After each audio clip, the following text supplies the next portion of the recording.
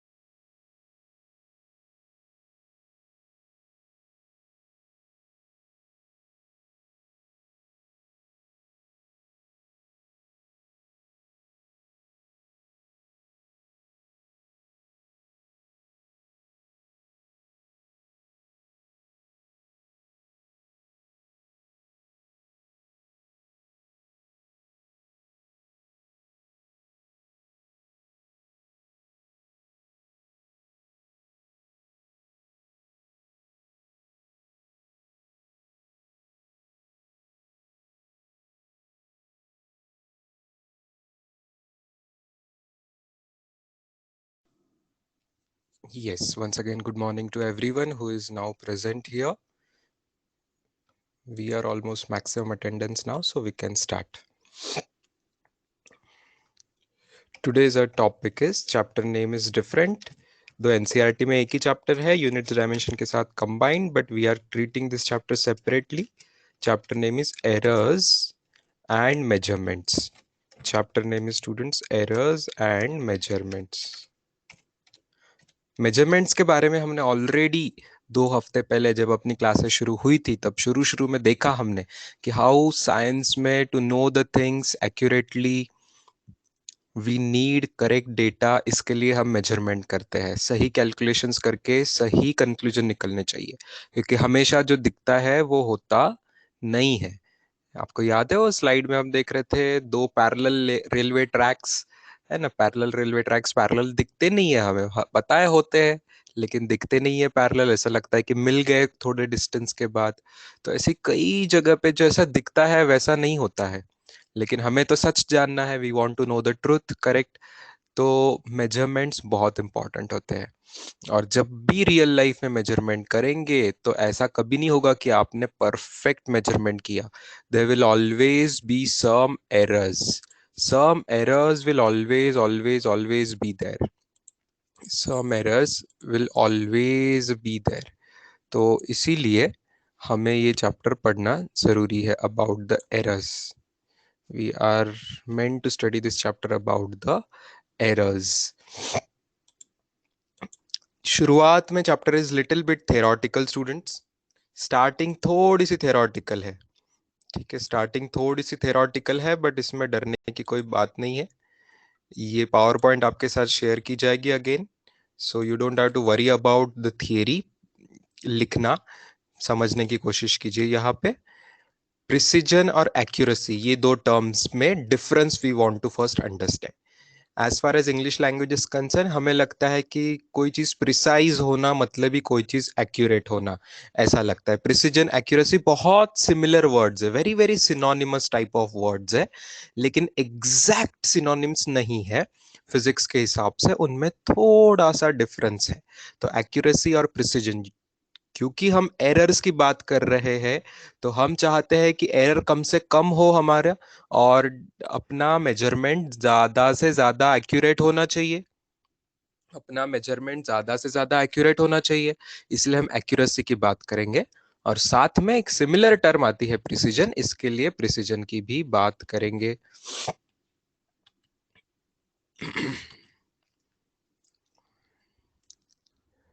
दो वर्ड्स यहाँ पे इंपॉर्टेंट है students. The numerical value obtain on measuring the quantity, जब आप मेजरमेंट कर रहे हो तो वो न्यूमेरिकल वैल्यू जो आपको मिलती है, किसी भी चीज को आप मेजर करने जाएंगे, किसी भी चीज को आप मेजर करने जाएंगे तो उसकी जो वैल्यू मिलेगी वो दो चीजों पे मेनली डिपेंड करती है। I would write it like this. It first thing, it depends on the measuring instruments, and second thing, it depends on the method of measurement। Method of measurement पे भी ये बात डिपेंड करती है, instruments पे। तो instrument is first thing we should underline, remember कि वो इंस्ट्रूमेंट्स पे डिपेंड कर रही है। मेजरिंग इंस्ट्रूमेंट अपना क्या है, मेजरिंग इंस्ट्रूमेंट अपना क्या है ना। इंस्ट्रूमेंट अगर अच्छा है तो आपका मेजरमेंट ज्यादा करेक्ट आएगा, इंस्ट्रूमेंट ही अगर गड़बड़ है तो मेजरिंग वैल्यू भी आपकी गलत आ जाएगी। तो इंस्ट्रूमेंट पे तो डिपेंड करता ही है, but not just instrument, it also depends on method. Instrument के साथ साथ वो मेथड पे भी डिपेंड करेगा, मेथड पे भी डिपेंड करेगा। एक आपको इजीएस्ट एग्जांपल बताता हूँ स्टूडेंट्स, देखना। Again because it's a pandemic time, तो बहुत बार सब लोग अपने हेल्थ से ज्यादा कॉन्शियस हो गए। थोडासा पण कोणाला ताप आला की असं वाटतं की अरे बापरे कोरोना झाला की काय। तो आजकल कई घरों में वी नो कि लोग क्या है ना, थर्मोमीटर का ज्यादा इस्तेमाल करने लगे।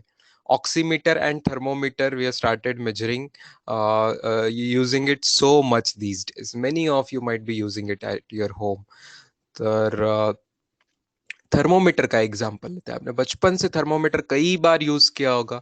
Many times you must have used the thermometer at home, check करने के लिए कि बुखार है क्या सच्ची। अगर है गारंटी से तो 100 है कि 101 है कि सिर्फ 99 है। You always want to measure कि टेम्परेचर कितना है, so that you can take the precautions और you can take little treatment if needed, और you can take rest, you can take some measures for that. तो thermometer में भी देखो, instrument अगर आपका बहुत अच्छा भी होगा, करेक्ट भी होगा, लेकिन मेजरमेंट की मेथड भी कई बार हम लोग गलत कर देते हैं। अपने पेरेंट्स बताते हैं कि ते बगल में सही से रखो करके, है ना। कभी कभी अपन अपने बॉडी टेम्परेचर को सही आने का मौका ही नहीं देते, है ना, थर्मोमीटर गलत जगह लगा देते हैं, राइट, गलत जगह लगा देते हैं। अच्छा, आपको पता होगा पहले वन ऑफ द मेथड्स, एकदम छोटे बच्चों के लिए स्पेशली, इवन बड़ों के लिए actually many times, body temperature average जो अपना होता है वो कहाँ से मेजर करते हैं, टंग के नीचे से, टंग के नीचे से। तो टंग के नीचे वाला जो रखने वाला जो थर्मोमीटर है, वो टंग के नीचे रखना थोड़ा अजीब लगता है। इफ यू एवर ट्राइड, टंग के नीचे रखना बहुत अजीब लगता है ना। टंग के ऊपर रखना आसान है, टंग के आसपास रखना आसान है, लेकिन टंग के नीचे जहाँ एक्यूरेट टेम्परेचर मिलता है बॉडी का एवरेज, वहां रखना मुश्किल होता है 1 मिनट के लिए। तो कई लोग वहां से हिला देते हैं थोड़ा सा, तो टेम्परेचर की वैल्यू एग्जैक्ट नहीं। सो method is very important. This I am giving a real simple life example कि मेथड इज इंपॉर्टेंट। आपका इंस्ट्रूमेंट कितना भी अच्छा हो, लेकिन आप अजीब तरीके से उस पे उसका यूज करेंगे, सही तरीके से सही मेथड से यूज नहीं करेंगे, तो फिर आपको मेजरमेंट हमें सही आने वाला नहीं है। तो instrument, method, these two things are obviously very important. ये यूनिट के डेफिनेशन यहाँ पे रिपीट कर रहे हैं। We have already studied this definition. इस डेफिनेशन में कौन से वर्ड्स हमने इंपॉर्टेंट बोले थे, मुझे आपको याद आ रहा है? मैंने आपको बोला था स्टैंडर्ड रेफरेंस। स्टैंडर्ड रेफरेंस, ये वर्ड्स यहाँ पे बहुत ज्यादा इंपॉर्टेंट है। स्टैंडर्ड रेफरेंस, यूनिट का मतलब है स्टैंडर्ड रेफरेंस। यूनिट का मतलब है स्टैंडर्ड रेफरेंस। ठीक है, स्टैंडर्ड रेफरेंस। जैसे हमने बात की थी, है ना, हमको कुछ लेंथ मेजर करनी है, तो 25 मीटर का क्या मतलब है? 1 मीटर, 1 मीटर, 1 मीटर, एक दूसरे के आगे 25 बार लगाएंगे तो 25 मीटर।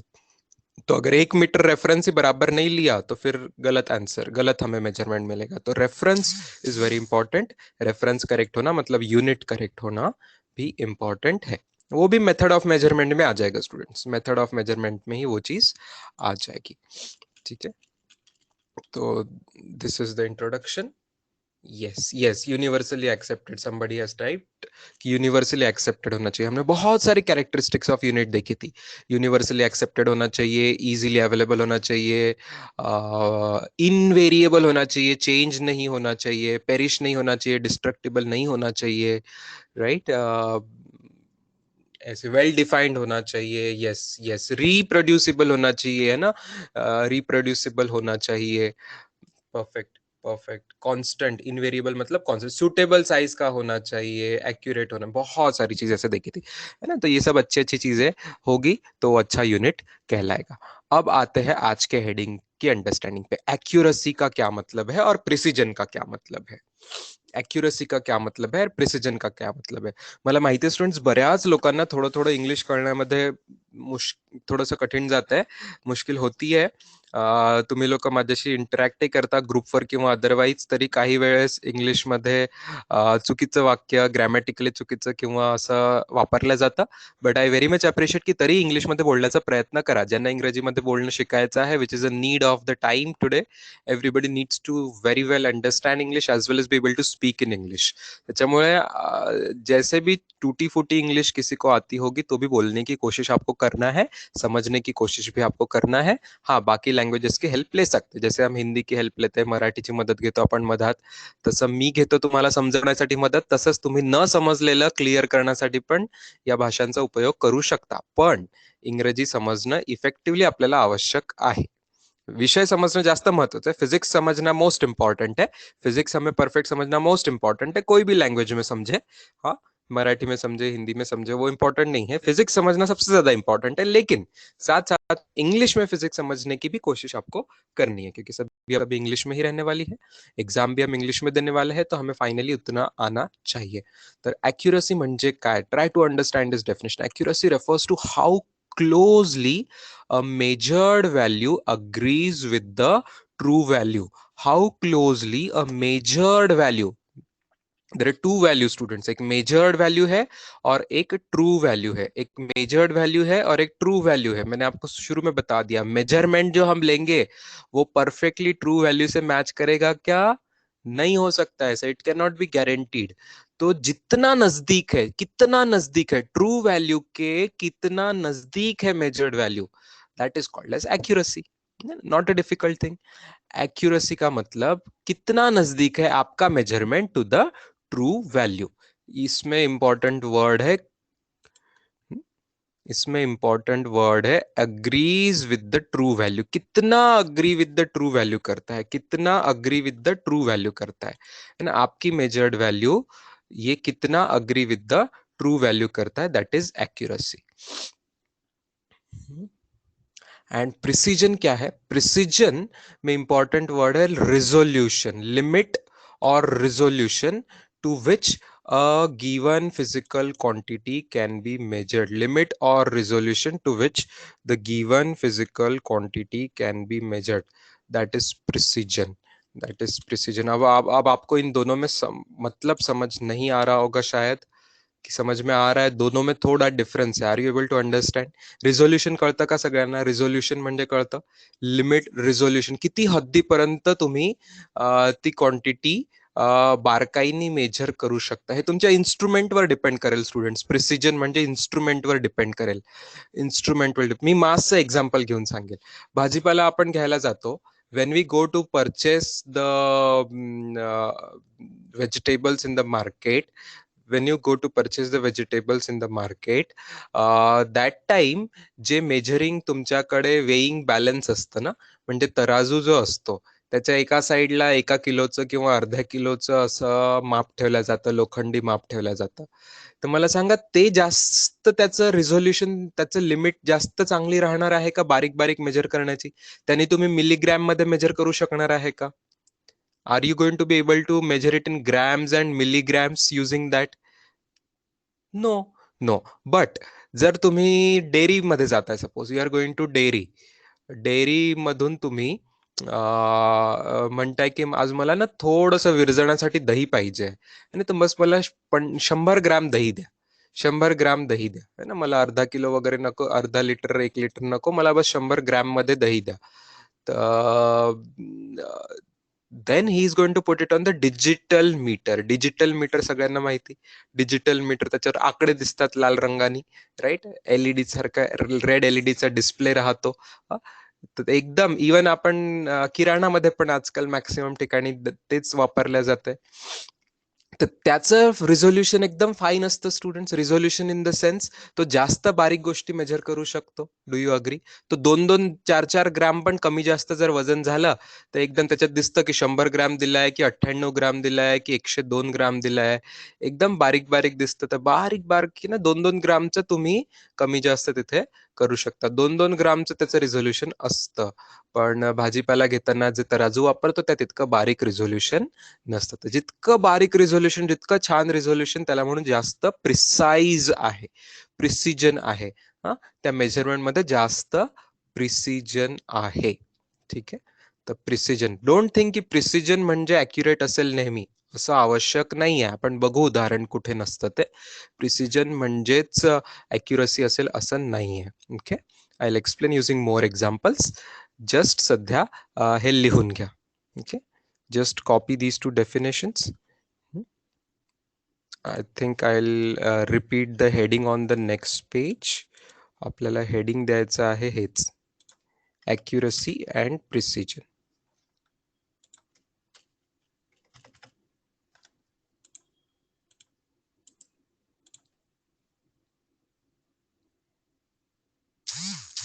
चॅप्टरचं हेडिंग आहे एरर्स अँड मेजरमेंट. त्याच्यातल्या पहिल्या टॉपिकचं हेडिंग आहे accuracy and precision. Just note these two definitions with proper underline things.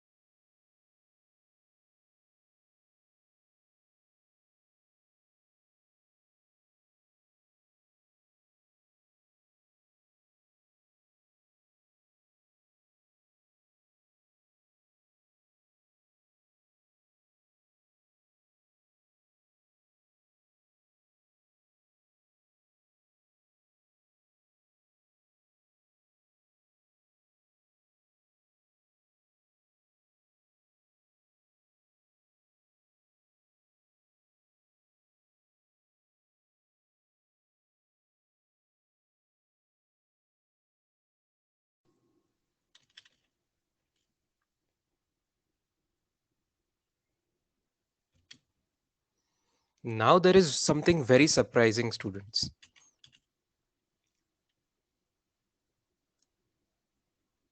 पिछले आज के पहले डेफिनेशन में, एक्यूरेसी के डेफिनेशन में हम लिख रहे हैं कि मेजर्ड वैल्यू की नजदीक होनी चाहिए with the true value.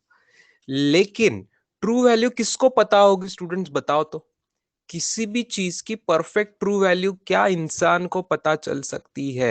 As a human being can we know anything's perfect true value? Very good, very good, it's impossible. किसी चीज की ट्रू वैल्यू हम जान ही नहीं सकते। Probably if you believe only God knows the perfect true value of everything. We don't know perfect value of anything. We can not know perfect value of anything, anything, anything. किसी भी चीज की perfect perfect value हमें as a human being पता नहीं चल सकती। हमारे आंखों को लिमिटेशंस है, हमारे इंस्ट्रूमेंट को लिमिटेशंस है, हमें सराउंडिंग कंडीशंस, टेम्परेचर एटसेट्रा सब परफेक्ट मेंटेन रखने पे लिमिटेशन है। हम कोशिश कर सकते हैं, will try to know it as true as possible, लेकिन perfect true value as a human being हमें कभी पता नहीं चल सकती किसी चीज की। तो अब हम कैसे जानेंगे कि फिर ट्रू वैल्यू हम क्या लेंगे? अगर हमें कंपेयर करने, वी वांट टू फाइंड कि हमारा डेटा कितना एक्यूरेट है, तो ट्रू वैल्यू कैसे लेते? तो प्रैक्टिकली, प्रैक्टिकली ट्रू वैल्यू किसे लिया जाता है वो हम अभी देखेंगे। असली में क्या किया जाता है, एक ह्यूमन बीइंग मेजर करेगा एक बार, समवन एल्स विल मेजर दूसरी बार, समवन एल्स विल मेजर तीसरी बार। कई बार अलग अलग अलग अलग अलग डेटा हम अच्छे से मेजर करने की कोशिश करेंगे और सब की एवरेज वैल्यू ले लेते हैं। बहुत ज्यादा मेजरमेंट्स लेके सब की एवरेज वैल्यू लेते हैं। एवरेज सबको पता है स्टूडेंट्स, एवरेज एवरीबडी नोस। दो चीजों का एवरेज है, दोनों को ऐड करना डिवाइडेड बाय 2। तीन चीजों का एवरेज है, तीनों को ऐड करना डिवाइडेड बाय 3। तो ऐसे जितने भी हम मेजरमेंट्स लेंगे सबको एवरेज करेंगे, सबके एडिशन करके divided by number of measurements करेंगे। वो जो एवरेज वैल्यू आएगी उसको मानेंगे हम ट्रू वैल्यू। ट्रू वैल्यू वो होती है ऐसा नहीं है, बट हमें कुछ तो ट्रू वैल्यू माननी पड़ेगी, तो उसको मानेंगे हम ट्रू वैल्यू। उसको मानेंगे, मानेंगे, I am underlining some word students, is to be taken as true value, taken as true value. Taken as मतलब हम ले लेते हैं उसको। ट्रू वैल्यू वो होती है ऐसा नहीं है, ट्रू वैल्यू हमें कभी पता नहीं चलने वाली। It is taken as true value. What? Arithmetic mean of all the readings. आप कई बार मेजरमेंट लोगे, मेजरमेंट को रीडिंग बोलते हैं। आप पढ़ के देखते हो, इंस्ट्रूमेंट पे पढ़ते हो, है ना, थर्मोमीटर पे पढ़ते हो, रीडिंग लेते हो कि कितना फ़ारेनहाइट आया, 99 फ़ारेनहाइट आया, 99.8 आया कि 100.2 आया। तो ये जो रीडिंग्स आप लेते हो, है ना, उस सब का एवरेज, एवरेज मतलब अरिथमेटिक मीन, राइट? अपने अंडरस्टैंडिंग के लिए मैं ब्रैकेट में आपको एवरेज वर्ड लिखे। अरिथमेटिक मीन ये थोड़ा ज्यादा प्रॉपर मैथमेटिकल वर्ड है फॉर एवरेज, जिसे हम एवरेज कहते हैं डेली लैंग्वेज में।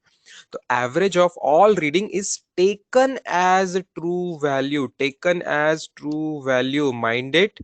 एग्जैक्ट ट्रू वैल्यू हमें पता नहीं चलेगी। Exact true value, exact true value, exact true value we humans may never know, will never know। Exact true value हमें पता ही नहीं चलेगी। तो हमें ट्रू वैल्यू किसी को तो मानना पड़ेगा, अंडरस्टैंडिंग के लिए किसी को तो मानना पड़ेगा। जिसे मानते हैं वो average of all the readings होता है। एवरेज ऑफ ऑल रीडिंग्स होता है। नीचे का आपको फॉर्मूला समझ आ रहा है क्या students? Are you able to understand the formula? Average का फॉर्मूला आपको समझ आ रहा है क्या? समेशन मतलब समझता है? Everybody understands this notation? यहाँ पे जो नोटेशन है, बड़ा सा एक नोटेशन है, सिग्मा। किसी को नहीं पता है ये नोटेशन? ये कैपिटल सिग्मा है students. This is capital sigma. हमने ग्रीक लेटर्स जो पहले दिन देखे हुए थे, वो ग्रीक लेटर्स में ये लेटर का मीनिंग है sigma. But this is capital sigma. एक छोटा सिग्मा होता है, एक बड़ा सिग्मा होता है। तो this is capital sigma, capital sigma sign. Okay, इसको पढ़ते कैसे है? This capital sigma symbol here stands for म्हणजे ते कशासाठी आहे, त्याचा अर्थ काय, स्टँड्स फॉर समेशन. समेशन मतलब क्या, सम करना मतलब ऐड करना. Summation means it is standing for students addition. Summation means it is standing for addition. So can I write here, if you understand, like this? जो by n है बाहर, it is like यहाँ पे, और ऊपर में है a1 plus a2 plus a3 plus a4 dot dot dot an. ऐसे n रीडिंग्स लिए गए स्टूडेंट्स. ये n जो है ये रीडिंग्स लिए गए. सब रीडिंग को ऊपर ऐड कर दिया और डिवाइडेड बाय n कर दिया, तो जो आया उसे कहते हैं मीन. मीन मतलब ही एवरेज. ठीक है, मीन मतलब ही average. Arithmetic mean, arithmetic mean का मतलब ही है average. Okay, so this average value is taken as और इज कंसिडर्ड एज, इसको मानते हैं ट्रू वैल्यू. लिख लीजिए. Write down every word of this page, very important.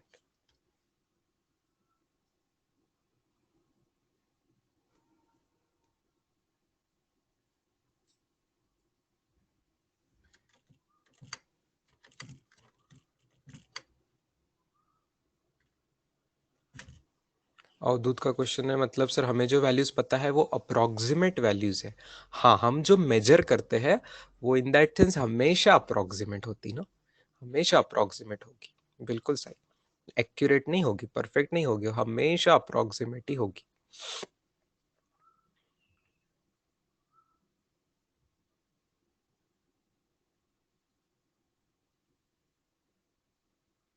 A mean का मतलब एवरेज मीन है क्या? नहीं, ए का मतलब यह एवरेज नहीं है. मीन का मतलब ही एवरेज है. मीन का मतलब ही एवरेज है. ए स्टैंड्स फॉर, कुछ तो नाम देना पड़ेगा ना रीडिंग को. ए तो इसलिए A1 A2, B1 B2 भी दे सकते हो आप, ऐसा कुछ नहीं है ना. यहाँ उन्होंने A1 A2 जस्ट पहला सिंबल ले लिया इंग्लिश लेटर का, ABCD का ए ले लिया. ठीक है, रीडिंग को आप कुछ भी नाम दे सकते थे. B1 B2 B3 नाम दूंगा तो फिर बी मीन लिखूंगा, C1 C2 C3 लिखूंगा तो सी मीन लिखूंगा, ऐसे. कैपिटल सिग्मा के बाद क्या लिखा है पूछ रहे हैं. कैपिटल सिग्मा के बाद लिखा है बेटा AI.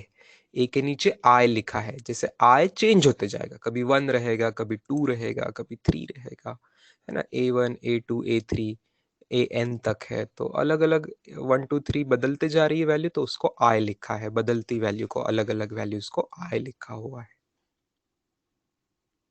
ब्लू में क्या लिखा है नहीं दिख रहा है. ओके, ब्लू में लिखा है capital sigma stands for.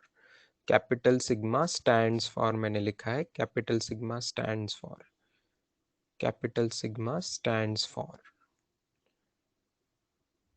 Summation. मराठीत म्हणायचं तर कॅपिटल सिग्मा याचा अर्थ आहे. स्टँड्स फॉर मीन्स तो, तो कशासाठी आहे, कॅपिटल सिग्माचा इथे अर्थ काय आहे, काय दर्शवतो आहे. तर इथे कॅपिटल सिग्मा दर्शवत आहे ऍडिशन, समेशन.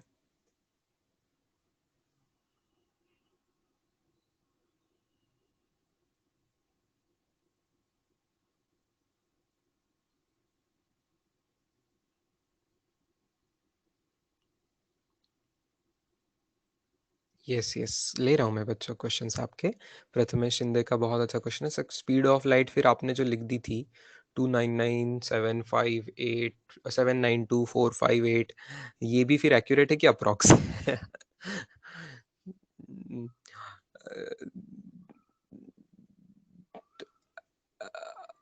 इंसानों को जो भी पता है वो कुछ भी एक्यूरेट नहीं हो सकता स्टूडेंट्स. कुछ भी एक्यूरेट नहीं हो सकता. No value can be accurate.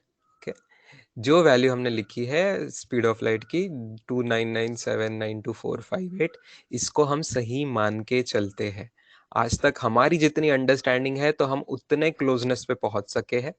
उससे ज्यादा और क्या होगा, 458 पॉइंट समथिंग समथिंग होगा, और ज्यादा एक्यूरेटली हमें नहीं पता. हमें इतना एक्यूरेटली पता है बस, जितनी हमें पता है उतना एक्यूरेट. बट वो परफेक्ट एग्जैक्ट वही वैल्यू है, वी कैन नॉट से. सो एक प्रिंसिपल आता है आगे साइंस में, हाइजेनबर्ग्स अनसर्टेनिटी प्रिंसिपल कहते हैं। उसी को मैं बोली भाषा में आपको बता रहा हूँ कि इंसानों को कभी कोई चीज परफेक्टली गारंटी से 100% ट्रुथ से पता नहीं चल सकती।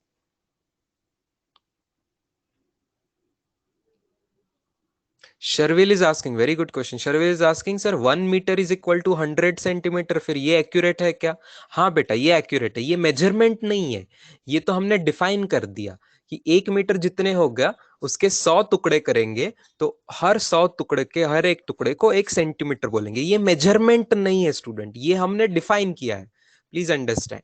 ये मेजरमेंट नहीं है, ये सेंटीमीटर की डेफिनेशन है। सेंटीमीटर, सेंटी का मतलब है 100 टुकड़े कर दो, ठीक है? हाँ, तो 100 टुकड़े कर दो, तो that is accurate, that is accurate. We are talking about measurement, जिन चीजों को हमें मेजर करना पड़ता है वो कभी भी हमें परफेक्टली पता नहीं चल सकती। आप पूछोगे सर 2 और 2 4 होते ही एक्यूरेट है कि नहीं है? भाई 2 और 2 को 4 ही डिफाइन किया गया है। 2 नंबर और 2 नंबर मिलके जो नेचुरल नंबर आएगा उसको 4 बोलते हैं। 2 और 5 7 होते हैं, ये चीजें एक्यूरेट है, right? So this are calculations, I am not talking of calculation में अप्रोक्सीमेशन। हम बात कर रहे हैं मेजरमेंट की। चैप्टर का नाम समझिए, एरर्स एंड मेजरमेंट। एरर कब होती है? जब चीज को मेजर करना पड़ता है, अननोन चीज को जब मेजर करना पड़ता है वो चीज को।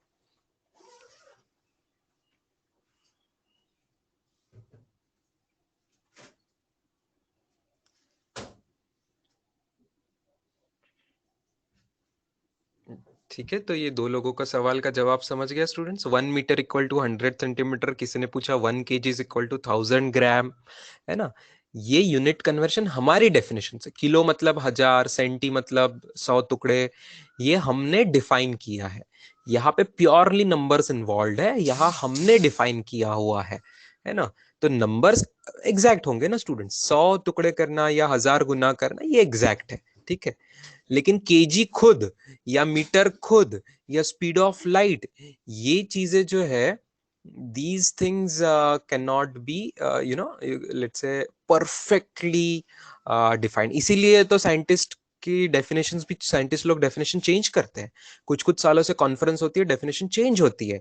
कोई याद आ रहा है कुछ 2 हफ्ते पहले स्टार्टिंग में कोई प्लैटिनम इरिडियम सिलेंडर वाली डेफिनेशन बता रहा था, फिर मैंने बताया कि हाँ ये पुराने बुक्स में डेफिनेशन है, 1889 से ये डेफिनेशन थी, लेकिन पिछले कुछ सालों में डेफिनेशन बदलती गई है।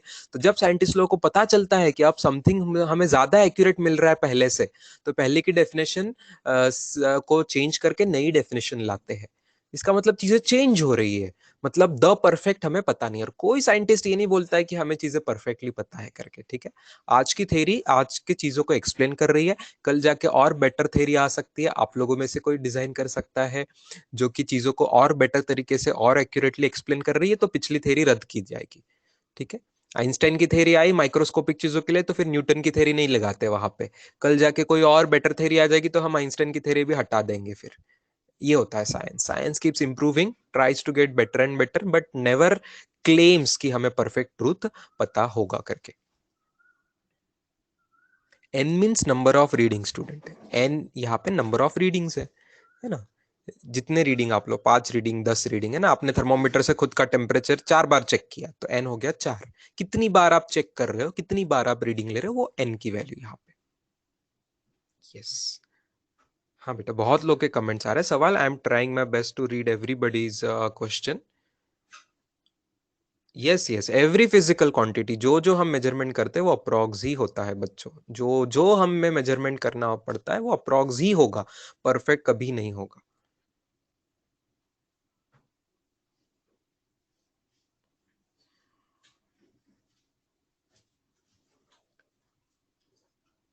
ठीक है, वो जब आपको समेशन का मीनिंग नहीं समझ आ रहा है, मैं बताऊंगा, I will explain.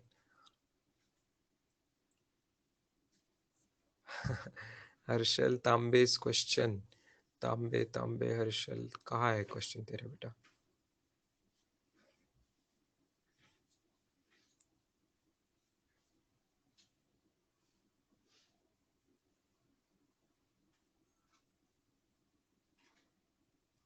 Prathamesh Madne is asking, sir, how do we know these are not true values?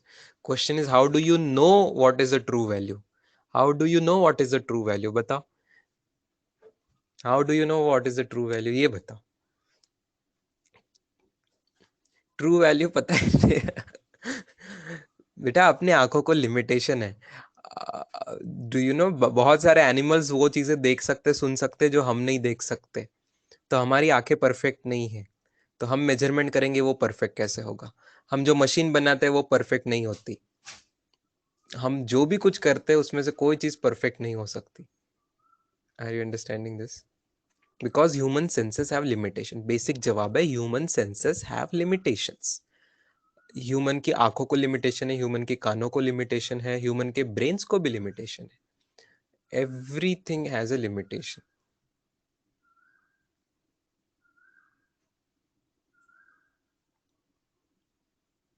Sir is gravitational constant accurate? नहीं बेटा, कोई भी नहीं एक्यूरेट है। आप टेंशन ही मत लो, मैं बता चुका आपको, कोई भी चीज एक्यूरेट नहीं। ग्रेविटेशनल कांस्टेंट भी एक्यूरेट नहीं है, हमें पता है वो ग्रेविटेशनल कांस्टेंट भी एक्यूरेट नहीं है। It's not perfect, it's not perfect, it's not perfect. Speed of light हो, ग्रेविटेशनल कांस्टेंट हो, ये चीजें भी एक्यूरेट हमें नहीं पता। तांबे तेरी कमेंट मुझे नहीं मिल रही है, फिर से एक बार यू कैन टाइप इट।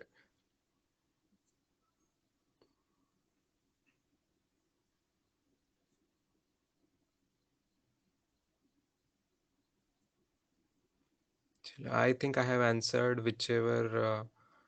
हाँ ठीक है, मिल गए बेटा। The distance between two villages, true और अप्रॉक्स? अप्रॉक्स ही होगा बेटा, बिल्कुल अप्रॉक्स होगा। अरे बाबा, जो आप मीटर स्केल सपोज मेजर करते हो ना, आपको लगता है कि आपकी स्केल 1 मीटर की है, या आपको लगता है आपकी स्केल 30 सेंटीमीटर की है। जो कंपनी से जो हो, जहां से वो बन के आई है, आपको लग रहा है कि वो एकदम परफेक्टली जीरो एरर का होगा? आप जिस चीज से यूज कर रहे हो वो चीज ही गलत होती। आप जिस चीज से देख रहे हो आपकी आंखें, वो भी गलत होती।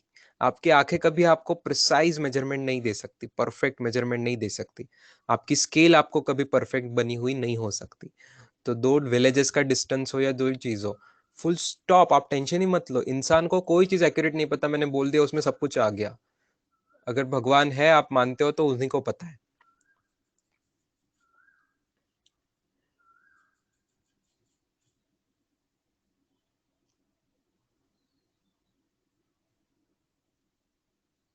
नहीं क्षितिजा मौर्य, क्षितिजा पूछ रहे हैं कि सर विच एवर वैल्यूज हम मेमोराइज करते हैं वो एक्यूरेट रहेगी क्या? नहीं नहीं नहीं नहीं। ग्रेविटेशनल कांस्टेंट हम याद करते हैं, स्पीड ऑफ लाइट हम याद करते हैं, प्लैंक्स कांस्टेंट हम याद करते हैं। इसका मतलब ये नहीं है कि ये वैल्यू परफेक्टली हमें पता है। आज हमें उनकी वैल्यू जितनी एक्यूरेटली पता है हम याद करते हैं।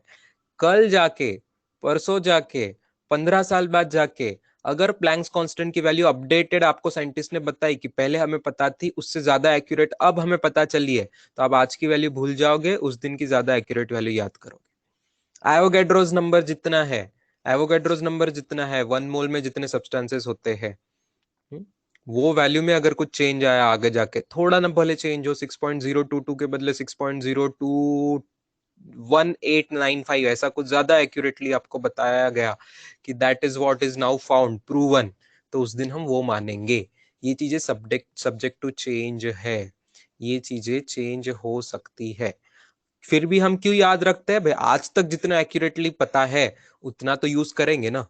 अगर आज तक जितना एक्यूरेटली पता है वो भी नहीं यूज करेंगे तो आगे कैसे बढ़ेंगे ना। That's it.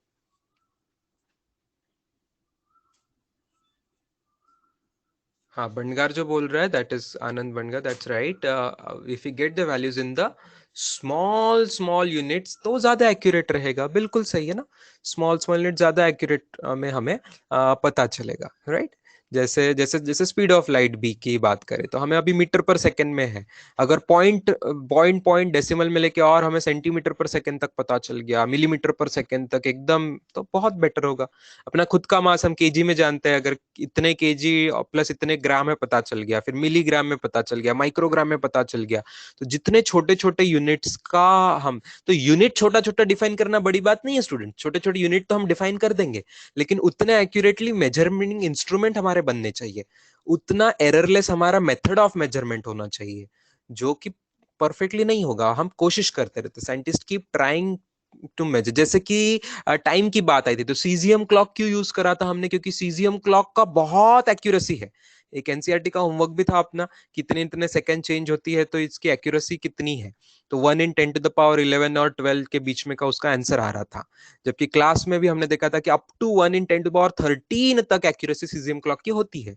इसका मतलब ये परफेक्ट क्लॉक है क्या? नहीं, लेकिन बहुत हाई एक्यूरेसी है। बाकी सब चीजें जो हम जानते हैं उससे उसकी एक्यूरेसी ज्यादा है। That's it.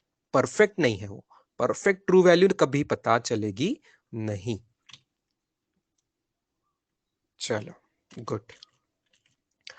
अब ट्रू वैल्यू पे हम आए। ट्रू वैल्यू हमने डिफाइन करी कि ट्रू वैल्यू किसको हम लेंगे। ट्रू वैल्यू असली हमें कभी पता नहीं होती, लेकिन ट्रू वैल्यू किसको लेंगे?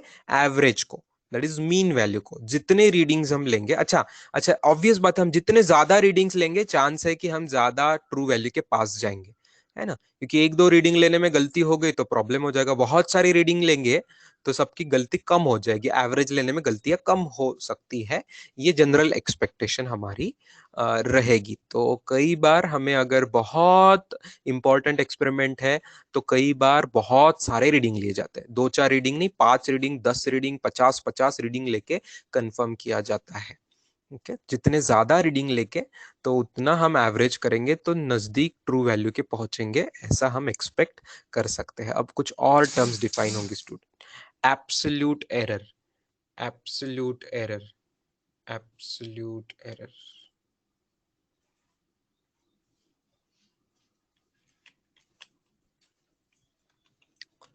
एब्सोल्यूट वर्ड का मतलब होता है स्टूडेंट्स जो मॉड में लेते हैं। आपको याद है 9th अलजेब्रा में आपने मॉड पढ़ा होगा। मॉड लेते हैं मतलब निगेटिव चीज को पॉजिटिव कर देते हैं ना? तो निगेटिव चीज को पॉजिटिव कर देते, that is called as absolute error. Absolute error, ठीक है? तो मॉड मतलब मैग्नीट्यूड होता है। प्लीज अंडरस्टैंड, फुल पेज आने के बाद लिखना आप, ठीक है? तो magnitude of difference between the true value and the value of individual measurement. Magnitude of difference between true value and the value of individual measurement. Please understand every word. Difference between, error मतलब difference रहेगा, सच और झूठ में का difference error रहेगा। सच किसको माना है हमने? जो ट्रू वैल्यू हमने एवरेज लिया है उसी को ट्रू वैल्यू माना है, उसी को सच माना है। एंड उसका किसके साथ लेंगे?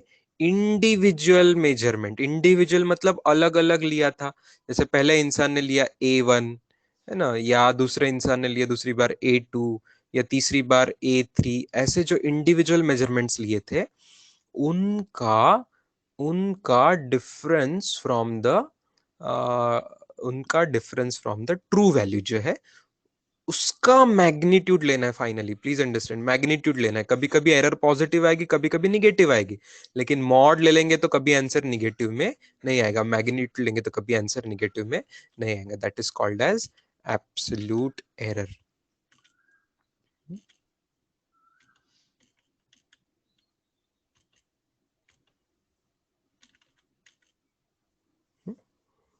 Please understand this definition. अच्छा, मैं आपको और साइड में कुछ लिख देता हूँ, बाद में आप कॉपी कीजिएगा। जैसे आप किसी को मीनिंग समझने में गलती जा प्रॉब्लम जा सकती है। जैसे A1 है स्टूडेंट्स, A1, ठीक है? तो A1 और A मीन क्या दोनों सेम होंगे? जरूरी नहीं है ना, एवरेज कुछ अलग आया होगा, पहला रीडिंग कुछ अलग होगा। तो आप क्या करते हो? A1 में से A मीन सब्ट्रैक्ट कर देते हो, A1 और A मीन का डिफरेंस ले लेते हो, ठीक है? मॉड ले रहा हूं।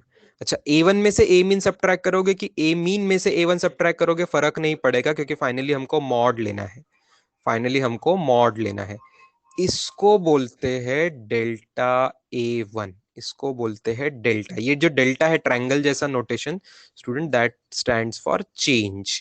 ये डेल्टा का मतलब होता है, आप पढ़ते हो उसको delta, you read it as delta, it is read as delta AI, you read it as delta, ठीक है? डेल्टा का मीनिंग क्या होता है? डेल्टा का मीनिंग क्या होता है? यहाँ पे डेल्टा का मीनिंग होता है चेंज। मैंने आपको बताया डेल्टा का मीनिंग होता है चेंज। चेंज और डिफरेंस, चेंज का ही मतलब है यहाँ पे डिफरेंस। डेल्टा का मीनिंग होता है यहाँ पे डिफरेंस, ओके? डेल्टा का मीनिंग यहाँ पे होता है डिफरेंस।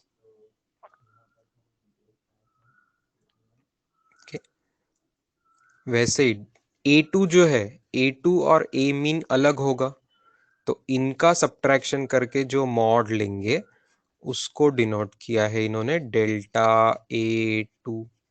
ऐसा ही अलग अलग 3 का 4 का, इसलिए इन जनरल यहाँ पे लिखा है आई। आई की वैल्यू कुछ भी हो सकती है, आई की value 1 2 so on up to n, ऐसी कुछ भी हो सकती है। नहीं नहीं नहीं नहीं नहीं, ए मीन बड़ा होगा कि A1 बड़ा होगा हम नहीं बता सकते बेटा, हम एग्जांपल लेंगे तो आपको पता चलेगा। एवरेज वैल्यू ये सब वैल्यू के बीच में आती है, तो कोई वैल्यू उससे बड़ी भी होगी, कोई वैल्यू छोटी भी होगी। एवरेज कुछ वैल्यू से छोटा होगा, कुछ वैल्यू से बड़ा होगा बच्चों। तो कोई एरर पॉजिटिव आती, कोई एरर निगेटिव आती, इसलिए हम मॉड ले लेते, सभी एरर को पॉजिटिव कर देते हैं।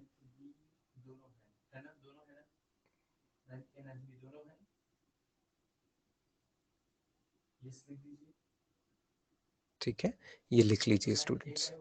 साहस क्या फिर से एक्सप्लेन करना एग्जैक्टली डिटेल में पूछो, वो मैं फिर से बता दूंगा, और लिख लीजिए सब लोग भी, ठीक है।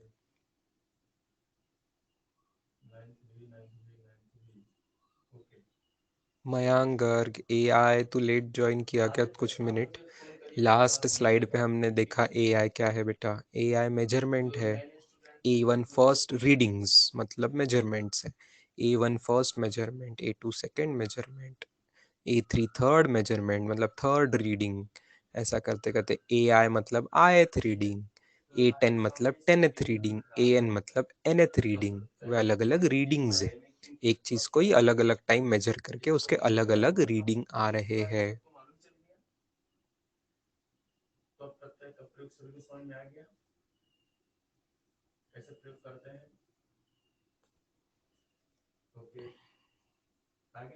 गौरव टेम्परेचर तो क्या, दुनिया की बहुत सारी चीजें माइनस में हो सकती, मॉड लेने के बाद कुछ माइनस में नहीं बचेगा। मॉड का मतलब it can never be negative. Mod मतलब भूल गए क्या?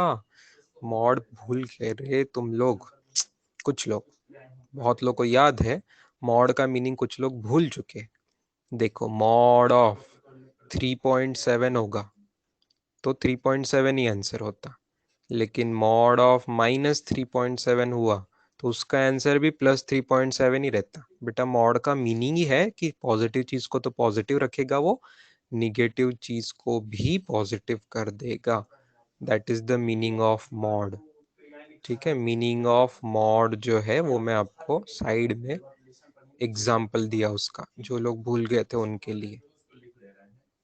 इसीलिए ये नोट में लिखा है कि absolute error is always positive. मैं पॉजिटिव वर्ड भी हटा के और ज्यादा एक्यूरेट वर्ड वहां पे लिख दूंगा। एब्सोल्यूट एरर इज ऑलवेज, वहां लिखना स्टूडेंट्स नॉन निगेटिव। कभी कभी एग्जैक्ट जीरो गलती से हो गई तो हो गई, बट निगेटिव नहीं हो सकती।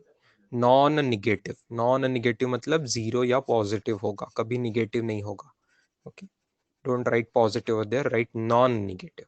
Absolute error is always non negative, क्योंकि अगर जीरो आ गया एक आधी बार तो जीरो, तो जीरो, जीरो का मॉड भी जीरो होता।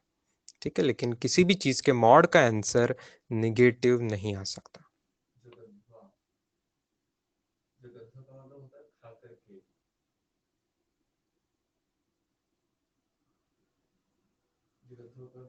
यस, दळवी का आंसर है yes, it's the least temperature possible, correct. अच्छा, Sujit and Sarthak are asking sir please explain the definition again. जो फॉर्मूला दिख रहा है बेटा वही डेफिनेशन है। मैग्नीट्यूड का मतलब है मॉड लिया है, पहला वर्ड जो है मैग्नीट्यूड का मतलब है मॉड लिया हुआ है, मॉड। ठीक है, मॉड का मीनिंग मैंने राइट में समझाया, बॉटम राइट में। मॉड किसका मॉड? डिफरेंस का, डिफरेंस का। किसका difference? True value and measured value, true value and measured value. अब ट्रू वैल्यू हम किसको मानते हैं? ट्रू वैल्यू हम किसको मानते हैं? ट्रू वैल्यू हम मानते हैं, ए मीन माना गया है ट्रू वैल्यू, ए मीन माना गया है ट्रू वैल्यू। और इंडिविजुअल मेजर्ड वैल्यू क्या है? A1 A2 A3। तो जब ए मीन का A1 के साथ या A2 के साथ या A3 के साथ डिफरेंस लेंगे और उसका मॉड लेंगे, उसे कहते हैं एब्सोल्यूट एरर। ठीक है, तो फॉर्मूला वही चीज कह रहा है जो डेफिनेशन कह रही है, डेफिनेशन वही चीज कह रही है जो फॉर्मूला कह रहा है। ब्रैकेट में लिखा हुआ है इसका मीनिंग। इस पेज पे ब्रैकेट में क्या लिखा है बेटा? There is no bracket on this page. किसको ब्रैकेट दिख रहा है? क्षितिजा, कहाँ ब्रैकेट है? मैंने कहा ब्रैकेट लिखा है क्या? ना मैंने ब्रैकेट लिखा है, ना कहीं कहीं ब्रैकेट है। ब्रैकेट कहीं नहीं है बेटा। अरे वो मॉड है, मॉड, एमओडी। मॉड है, मॉड। मॉड, मॉड मतलब मैग्नीट्यूड लेता वो। मैग्नीट्यूड लेता मतलब निगेटिव साइन हटा देता, सिंपल। निगेटिव साइन रहेगी तो निगेटिव वैल्यू को पॉजिटिव कर देता। बाप रे, आप लोगों को सच्ची बहुत बुरा होता है जब आप स्कूल की एग्जाम्स में पढ़ी हुई चीजें भूल के आते हो। देखो, आप लोगों के लिए मॉड समझाना मुझे मेहनत करनी पड़ेगी, ये मुझे नहीं लगा था, बट ठीक है, अभी करनी पड़ रही है तो आई मस्ट डू दैट। सब लोग देखो स्टूडेंट्स, मुझे इस बात का जवाब बताना, ठीक है? 15 - 7 का मॉड का जवाब बताओ। ठीक है,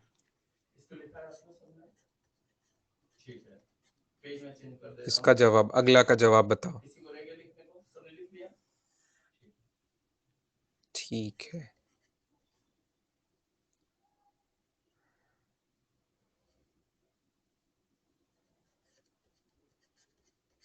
इसका जवाब बताओ। नेक्स्ट का जवाब बताओ। ये हुई गलती, जिनको मॉड नहीं समझा था वो लोग अब गलती कर रहे।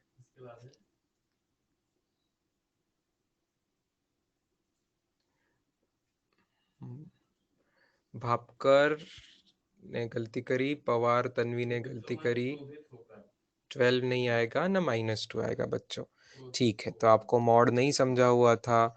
मॉड का मतलब है जो निगेटिव वैल्यू आती है आंसर उसको पॉजिटिव कर देना। अब 5 - 7 का आंसर क्या आता है? -2 आता है। 5 - 7 -2 आता है, लेकिन उस आंसर का फाइनल जो उसकी वैल्यू आ रही उसका आप पॉजिटिव कर दोगे। This is the meaning. ठीक है, this is the meaning of mod. तो जो स्टूडेंट्स गलत आंसर दे रहे थे या नहीं पता चल रहा था, आई होप अब क्लियर है। यस, चलो फैंटास्टिक। यही बात है स्टूडेंट्स, ओके? पिछले पेज पे सब कुछ यही चल रहा था। सबसे पहले हमने आज ट्रू वैल्यू का फॉर्मूला देखा है, ट्रू वैल्यू कैसे एवरेज लेके लिया जाता है, और बाद में उस एवरेज का कैसे डिफरेंस लिया जाता है, ये हमने देखा। All clear to everyone?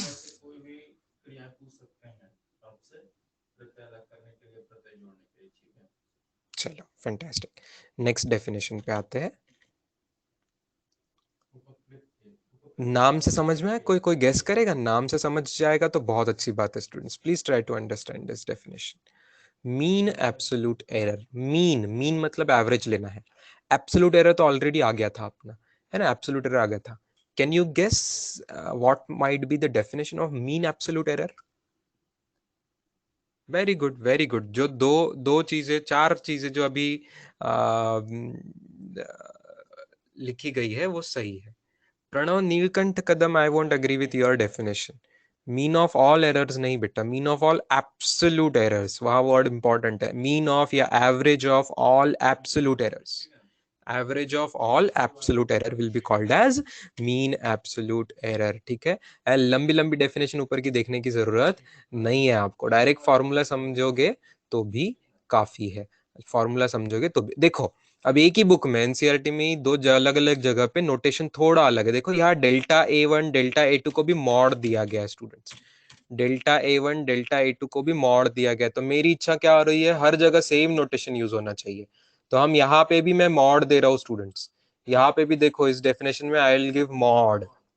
let us denote mean let us denote absolute error with mod delta A1 mod delta A2 so on up to mod delta AI। यहाँ पे भी मॉड दे दीजिए। पिछले इसमें उन्होंने आगे दिया है तो पीछे भी मॉड यूज करेंगे हम, इसको भी मॉड यूज करेंगे। ठीक है, वो मॉड से पता चल जाएगा कि वो एब्सोल्यूट एरर है। ये बेटर सिंबल है, ठीक है। पहले इन्होंने जो लिखा था बिना मॉड के वो अच्छा नहीं है। राइट साइड में मॉड लिखा था लेकिन लेफ्ट साइड में मॉड नहीं लिखा था। लेफ्ट साइड में भी मॉड लिख लो, सेफ है। हर साइड मॉड है तो हमें क्लियरली उसका नोटेशन देख के पता चल जाएगा कि वो एब्सोल्यूट एरर है। दे दिया सबने मॉड। एब्सोल्यूट एरर वाले डेफिनेशंस में हमने जो जो लिखा था वहां लेफ्ट हैंड साइड में भी सबने मॉड दे दिया अपने नोट्स में, दे दिया, ठीक है। अब उन सब का ले रहे हैं एवरेज, उन सब का ले रहे हैं एवरेज। Simple formula, right. उन सबको ऐड कर दिया, जो जो एब्सोल्यूट एरर्स आई थी सबको ऐड कर दिया, उन डिवाइडेड बाय n कर दिया, उसको कहा गया मीन एब्सोल्यूट। मेरे ख्याल से इसको भी मॉड दे देना चाहिए क्योंकि ये वैल्यू भी निगेटिव नहीं रहने वाली है। Safest to give this also mod, आगे जाके वो नहीं तो फिर से गड़बड़ करेंगे। तो mod delta a mean they दीजिए students, mod delta a mean, mod delta a mean.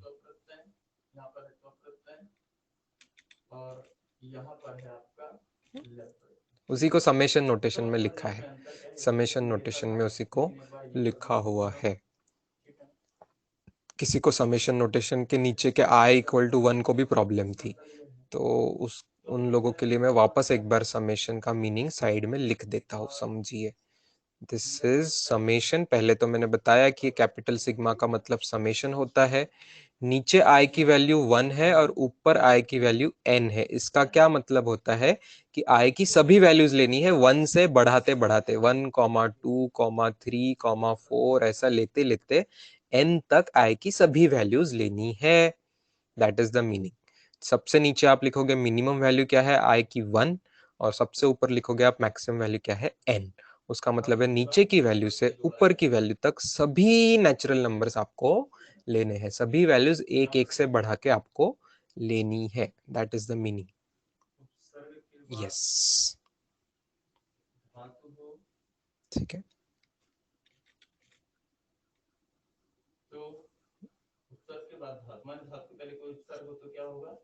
फिर से एक बार वैसी नोट आ रही है, that mean absolute error is always non negative. लिख लीजिए, मीन एब्सोल्यूट एरर भी कभी निगेटिव नहीं होगी क्योंकि वो कौन किन चीजों का एवरेज है, खुद वो जो निगेटिव नहीं है सब जीरो या पॉजिटिव ऐसी चीजों का ही एवरेज है। तो आंसर भी कभी निगेटिव इसका भी नहीं आएगा।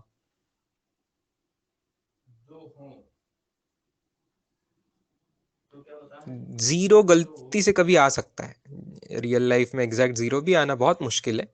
जैसे कोई पूछ रहा था ना कि सर आपको कैसे पता कि वैल्यू ट्रू नहीं है, तो मैंने पूछा कि कैसे पता कि वैल्यू ट्रू है। तो गलती से कोई आर्ग्यू कर सकता है कि भाई हमने जो मेजर कर ली गलती से, भगवान को जो पता है असली वैल्यू और हमें जो पता है वैल्यू वो मैच होगी, गलती से मैच हो गई कभी अगर, and exact the perfect milligram microgram nanogram जितना है वो परफेक्ट मैच हो गई तो भाई एरर जीरो हो जाएगी, काइंड ऑफ है ना, समथिंग लाइक दैट है। तो कभी कभी एवरेज वैल्यू कभी इंडिविजुअल रीडिंग से मैच कर सकती है। ओके, तो अब गलती से गलती नहीं हुई ऐसा हो सकता है ना कभी कभी, वेरी रेयर बट उसका चांस है, इसीलिए यहाँ पे सेफली हम लिख रहे हैं नॉन निगेटिव, मतलब हाँ जीरो भी हो सकता है भाई कभी।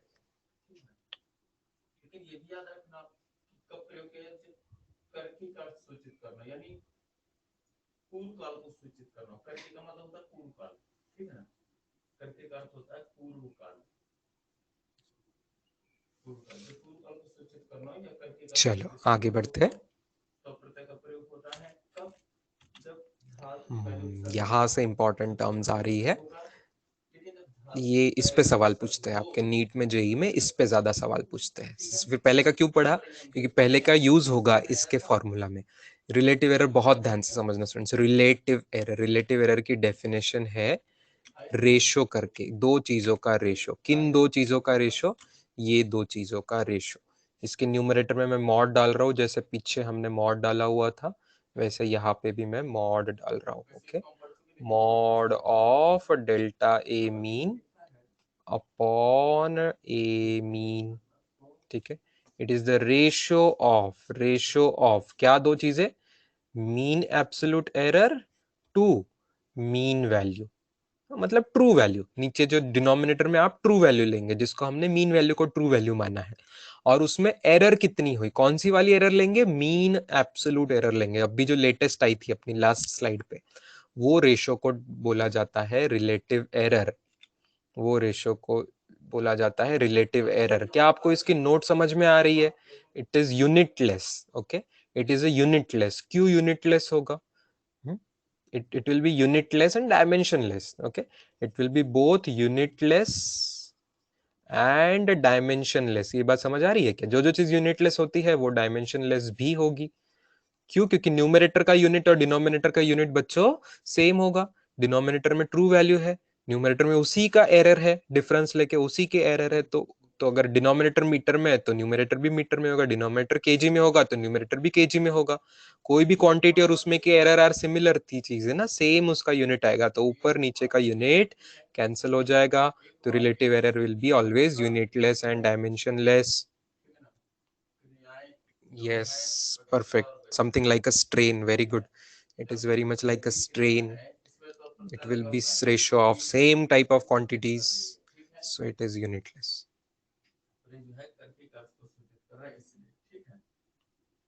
सुहानी नहीं बेटा, सुहानी आपका फॉर्मूला का डिनोमिनेटर गलत है। इट इज नॉट, न्यूमरेटर सही है, न्यूमरेटर में चाहिए absolute error, mean absolute error to be precise, वो मीन वर्ड भी वहां पे आना चाहिए। लेकिन denominator is not error, denominator is a true value, denominator is a true value, true value मतलब मीन वैल्यू। ठीक है, तो यहाँ पर जब देख रहे हैं प्रीवियस स्लाइड चाहिए, this is the previous slide.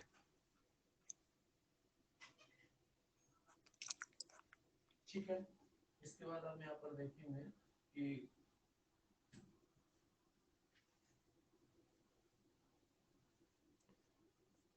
ये आपका दूसरा है, clear to everyone students? Relative error के डेफिनेशन में अब अगली स्लाइड पे वापस आ रहा हूँ, तब तक सब लोग याद कर लो क्या था रिलेटिव एरर। देखो ये पेज पे जो आया हुआ है, इस स्लाइड पे जो है वो चीज न्यूमरेटर थी, डिवाइडेड बाय ट्रू वैल्यू मतलब एवरेज वैल्यू मतलब मीन वैल्यू मतलब ए मीन, उससे आप डिवाइड करेंगे। That ratio is called as relative error, that ratio is called as relative error. Definition किसी को रटने की जरूरत नहीं है, फॉर्मूला देख लिया, उसी से आप डेफिनेशन लिख सकते। यहाँ का फॉर्मूला सबको दिख रहा है, फॉर्मूला दिख रहा है ऐसा। फॉर्मूला में क्या है, न्यूमरेटर में है मीन एब्सोल्यूट एरर, उसका रेशो लिया है किससे, मीन से, मीन से मतलब ट्रू वैल्यू से, that is called as relative error. सीधा डेफिनेशन में वही छपा है जो फॉर्मूला में लिखा है।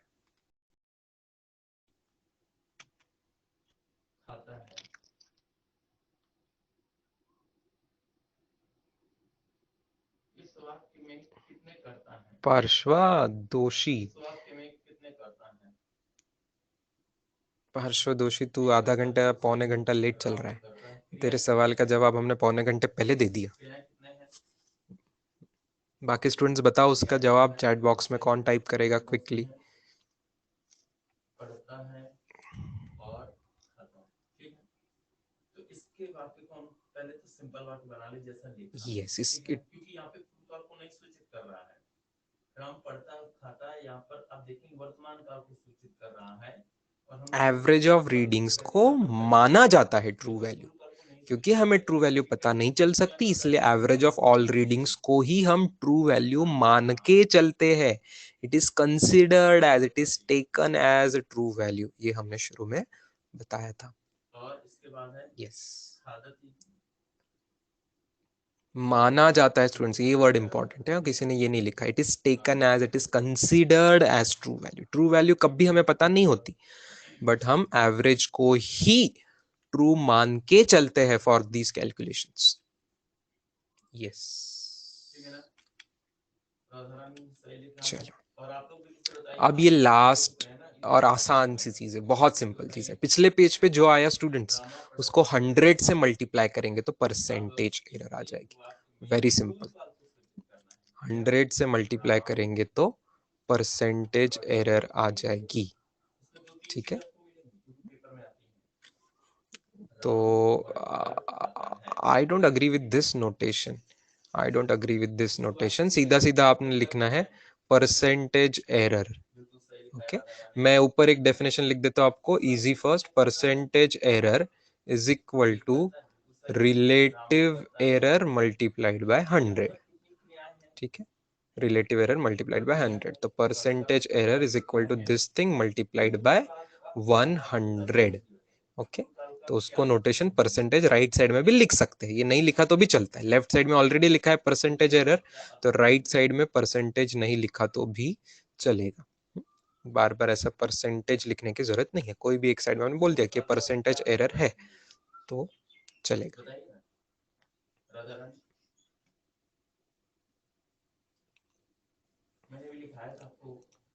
इसमें की जो तो लेटेस्ट हमने पढ़ी है, ये ज्यादा करके यूज करते हैं as a measure of accuracy. Data कितना एक्यूरेट है जानने के लिए हम क्या करते हैं, रिलेटिव एरर का यूज करते हैं या तो परसेंटेज एरर का यूज करते हैं। ये एरर जितनी ज्यादा होगी, जितनी एरर ज्यादा होगी उतनी एक्यूरेसी क्या होगी, कम होगी। वाइस वर्सा, एरर और एक्यूरेसी नाम से ही पता चलता है, एरर ज्यादा मतलब एक्यूरेसी कम। वाइस वर्सा, अगर एरर कम रही तो एक्यूरेसी क्या होगी, ज्यादा होगी। एरर कम रही तो एक्यूरेसी ज्यादा होगी, एरर ज्यादा रही तो एक्यूरेसी कम होगी। ठीक है,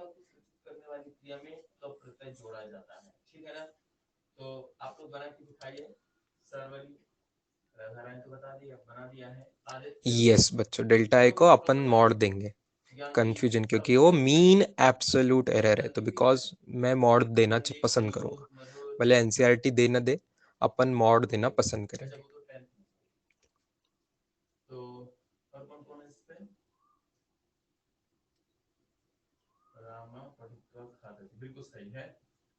yes Gaurav, correct. Error and accuracy are inversely proportional, बिल्कुल बोल सकते हैं, बिल्कुल सही।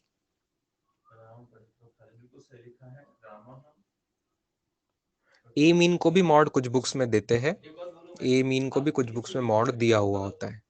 आई एग्री, ए मीन को भी कुछ बुक्स में मॉड दिया हुआ होता है। पूरे चीज को मॉड दे देते हैं वो लोग कभी कभी। True, yes.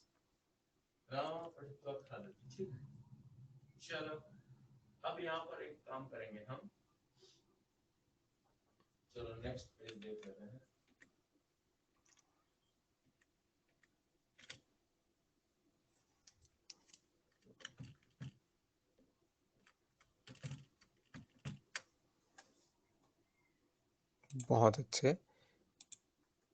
We will have a super quick poll, 15 second का पोल फॉर दिस क्वेश्चन।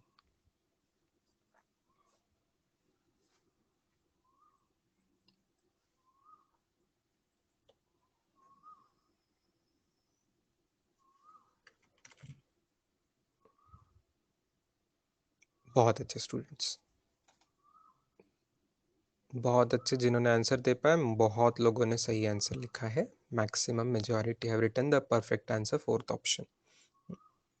कुछ लोग 15 सेकेंड में आप आंसर ही नहीं दे पाए, तो you will have to try to increase your speed.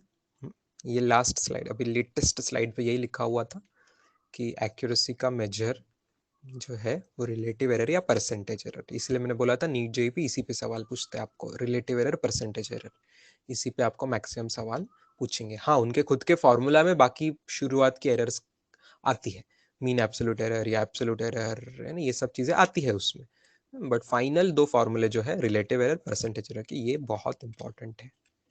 ठीक है,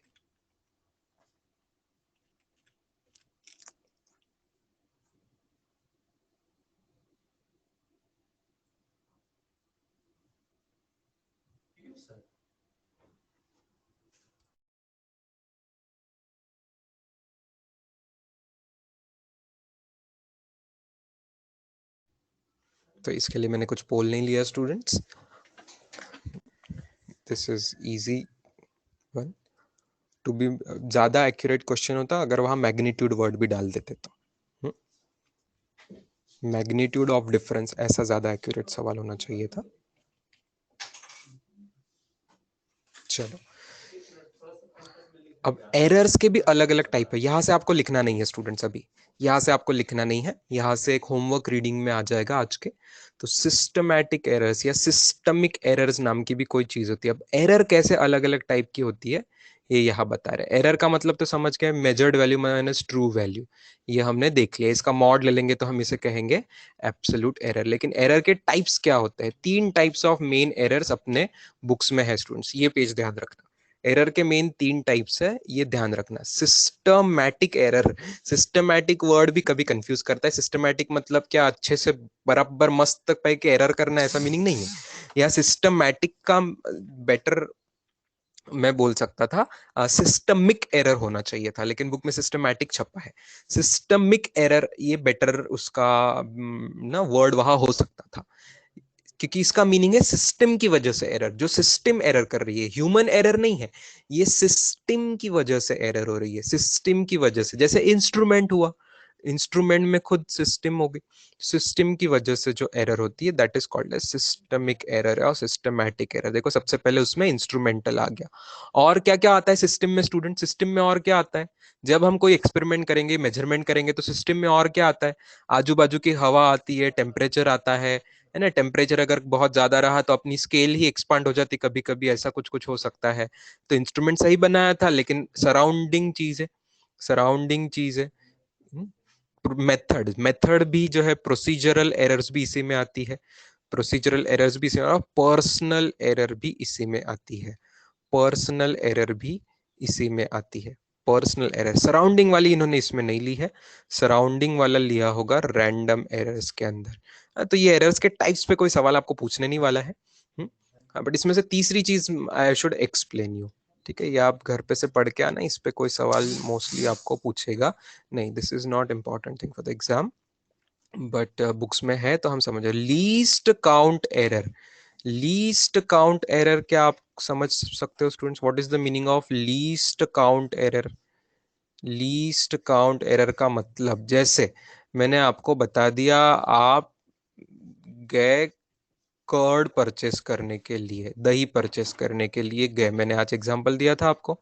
मैंने आज आपको एग्जांपल दिया था, दही परचेस करने गए आप. उसके अंदर आपको डिजिटल जो वहां पे ये दिखा रहा है, यहाँ पे ऐसा डॉट दिखा रहा है. ठीक है, यहाँ पे ऐसा डॉट दिखा रहा है. यहाँ पे आपको केजी की चीजें यहाँ पे दिखाएगा, है ना. तो लेफ्ट साइड में आपको 0 दिखा रहा है ना, 0 kg, 0 kg. राइट साइड में आपको दिखा रहा है 1 0 0. 100 ग्राम का, 100 ग्राम का कर्ड है ये. 100 ग्राम का कर्ड आपने लिया हुआ है. 100 ग्राम का कर्ड आपने लिया हुआ है. ठीक है, ओके. तो क्या आपको गारंटी है कि एग्जैक्ट 100 ग्राम का ही कर्ड है वो? नहीं स्टूडेंट्स, डू यू एग्री? क्योंकि अगर आपके पास मान लो 99.8 ग्राम कर्ड भी होता, तो क्या आपकी सिस्टम 99.8 दिखा सकती है? क्या नहीं. आपकी सिस्टम 100 दिखाती है या डायरेक्ट 98 दिखाती है. आपने ध्यान दिया होगा तो, या तो डायरेक्ट हाइयर वैल्यू 102 दिखाती है ना. वो 100 ग्राम दिखाती है, 98 ग्राम दिखाती है, 102 ग्राम दिखाती है. आपके सिस्टम में ऐसा कोई एक्यूरेसी ही नहीं है कि वो 99 ग्राम दिखा सके, या 99.7 या 99.8 या 99.9. ऐसा दिखाई नहीं सकती. आप समझ रहे हो? तो क्योंकि आपके इंस्ट्रूमेंट का लीस्ट काउंट ही है 2-2 ग्राम का. देखो 2 ग्राम्स, तो आपके इसका लीस्ट काउंट है 2 ग्राम्स. इसको बोलते हैं लीस्ट काउंट. लीस्ट काउंट मतलब जिस मल्टीपल में जो मिनिमम चीज डिफरेंस जो है एक्यूरेटली वो मेजर कर सकता है, उसको कहते हैं लीस्ट काउंट. ठीक है, उसको कहते हैं लीस्ट काउंट. तो भले आपका 99.8 ग्राम होगा, और मान लो इवन 99.3 ग्राम होगा, और मान लो इवन 99. 1 ग्राम होगा, ये सब चीजें वो क्या दिखाएगा आपको, 100 ग्राम ही दिखाएगा। मतलब सब बार गलत दिखा रहा है। क्यों ये गलती हो रही है? क्यों ये गलती हो रही है? क्योंकि आपके इंस्ट्रूमेंट का लीस्ट काउंट ही 2 ग्राम का है, तो उतनी तो एरर हो सकती है उसमें, उतनी तो एरर हो सकती है। तो जब आपको वो 100 ग्राम दिखा रहा है, मतलब it can be anything between 99 and 101 ग्राम। आ रही बात समझ में? 99 और 101 के बीच में जो भी रहेगा तो वो 100 ही बताएगा। हाँ, 99 से छोटा होगा तो वो 98 दिखा देगा, 101 से बड़ा होगा तो वो 102 दिखा देगा। लेकिन जो भी आपका 99 और 101 ग्राम के बीच में होगा वो सबको 100 ग्राम दिखाएगा। तो आपकी जो एरर होगी इसमें वो किसकी वजह से हुई? लीस्ट काउंट की वजह से हुई। Yes, resolution, perfect. कोई चीज बोल रहा था रिजोल्यूशन, तो ये least count is something like a resolution. जो हम आज प्रिसीजन में देख रहे थे ना, प्रिसीजन मतलब रिजोल्यूशन लिमिट क्या होता है, वो चीज लीस्ट काउंट से जुड़ी हुई है। Yes. Systemic error, sir. Please explain the systemic error again. Okay. Systemic error again. Please explain the systemic error again. इन्होंने क्या किया? सिस्टमिक एरर समझने के लिए एक लैब में आप हो मान लो, ठीक है? लैब में आप हो तो आप ह्यूमन हो, यू आर अ पर्सन, एक person who is doing the measurement. Then there is an instrument with which you will do the measurement. Okay. And then person और इंस्ट्रूमेंट और लैबोरेट, इसके अलावा जो कुछ है बाकी बच गया सराउंडिंग, ठीक है? सराउंडिंग मतलब आसपास की चीज। पर्सन प्लस इंस्ट्रूमेंट्स जो है ये सब मिलके उन्होंने बोला सिस्टम. तो there is a system and there is a surrounding. System है आपका एक्सपेरिमेंट करणे की, प्रयोग करण्याची तुमची सिस्टीम आहे, आणि त्याच्या आजूबाजूच्या गोष्टीला सराउंडिंग म्हटलं. लॅब मध्ये तुमची एक सिस्टीम आहे, एक पर्सन आहे, बरेचसे इन्स्ट्रुमेंट्स आहेत, काहीतरी सर्किट असेल इलेक्ट्रिकल तर कनेक्शन केलेले असतील, जे जे काही इन्स्ट्रुमेंट सगळं काय ते तुमची सिस्टीम, आणि सिस्टीमच्या बाहेर सराउंडिंग. सिस्टीमच्या आत ज्या ज्या एरर असू शकतात त्यांना म्हटलं सिस्टमॅटिक एरर. फॉर एक्झाम्पल, इन्स्ट्रुमेंटच चुकीचं असू शकतं, काहीतरी इन्स्ट्रुमेंट बनलंच चुकीचं आहे, तुमची स्केलच चुकीची बनलेली आहे, त्याच्यामुळे जर काही झालं तर that is called as instrumental. ती तुमच्या सिस्टीम मध्ये आली, ठीक आहे? नंतर प्रोसिजरल एरर, तुम्ही काहीतरी मेथडच चुकीची वापरली, जसं थर्मोमीटर चुकीच्या ठिकाणी लावून दिलं, जिथे मेजर करायला पाहिजे तिथे मेजर नाही केलं, तुमच्या प्रोसिजर मध्ये एरर झाली, ती पण तुमच्या सिस्टीमचीच एरर झाली. आणि इव्हन ह्युमन एरर, पर्सननी जर काही एरर केली असेल, पर्सननी जर एरर केली तर त्यांनी पर्सनला पण सिस्टीमच्या आतमध्ये घेतलेलं आहे, म्हणून that is called as systematic error. Whereas जे काही बाहेर झालं, सिस्टीमच्या बाहेर काय, सराउंडिंग, तर सराउंडिंगच्या एरर त्यांनी दिलेल्या आहेत random error. For example, surrounding मध्ये काय काय असू शकतं? सराउंडिंग मध्ये काय असू शकतं? तुम्ही एसी लावून ठेवलेला आहे, एसी लावून ठेवलेला असेल तर यु नो टेम्परेचर एकदम कमी झालं असेल, टेम्परेचर कमी झाल्यामुळे तुमच्या एक्सपेरिमेंटल सेटअपमध्ये गडबड होऊ शकते. तर ती सराउंडिंग मुळे गडबड झाली, सराउंडिंग मुळे खूप वारा वाहतोय सराउंडिंग मध्ये, there is lot of air in the surrounding, तर ती हवा येते आहे तुमच्या सिस्टीम मध्ये, ती हवा बाहेरून येल्यामुळे काहीतरी हलून जात आहे, तर मेजरमेंट करण्यामध्ये एरर आली. That is also because of. Are you understanding this things? Yes, yes. Window खुली रह गई है, विंडो खुली रह गई है, उसकी वजह से कुछ चीजें हिल रही है, तो उसकी वजह से. तो इसके डिटेल्स आप बुक में पढ़ लीजिए, क्योंकि इस पे और ज्यादा सवाल आपको आने वाले नहीं है. आज जो कैलकुलेशन के लिए इंपॉर्टेंट है वो पार्ट हमने देख लिया है. चलो आगे समझाया है उन्होंने, हर चीज की डिटेल समझाए हुए है, ये बुक में भी है, मैं आपको इसको लिखने को टाइम नहीं दे रहा हूँ स्टूडेंट्स.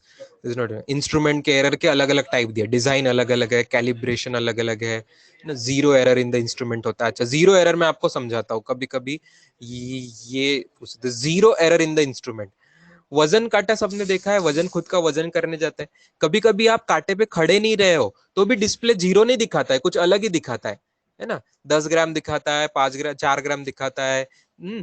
तो जीरो दिखाना चाहिए कि नहीं? Nobody standing on it, तो उसने जीरो दिखाना चाहिए. कभी कभी निगेटिव में दिखाता है, निगेटिव साइड में दिखाता है, कभी कोई माइनस में दिखाता है वजन. अगर आप उस पर खड़े नहीं रहे तो भी, कुछ भी उस पर वजन नहीं डाला है तो भी वो आपको जीरो दिखाता नहीं है. That is called as zero error.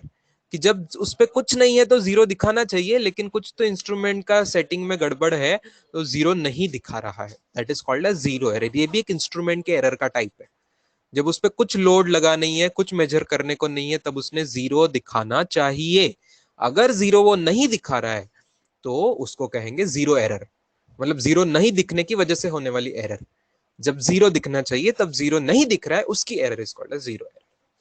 ठीक है, वो भी इसमें है। पर्सनल एरर मतलब ह्यूमन क्या क्या कर सकते हैं हम, ह्यूमन सेंसेस के लिमिटेशन मैंने आपको बता दिया। अपनी आंखें परफेक्ट नहीं है, अपने कान परफेक्ट नहीं है सुनने के लिए, तो जो जो ह्यूमन सेंसेस के एरर की वजह से हमारा जजमेंट, मैंने बोला ह्यूमन ब्रेन भी परफेक्ट नहीं है, कभी हमको लगता है कि ऐसा है लेकिन ज्यादा है लेकिन कम है, हम पढ़ने में गलती कर लेते हैं, जजमेंट में ध्यान नहीं रहता है कभी कभी किसी का। जैसे स्टूडेंट को, टीचर को बोलना पड़ता है कि बेटा मैंने कुछ मिनट पहले तो ये बात बताई थी, तेरा ध्यान कहाँ था, है ना, केयरलेसनेस होता है।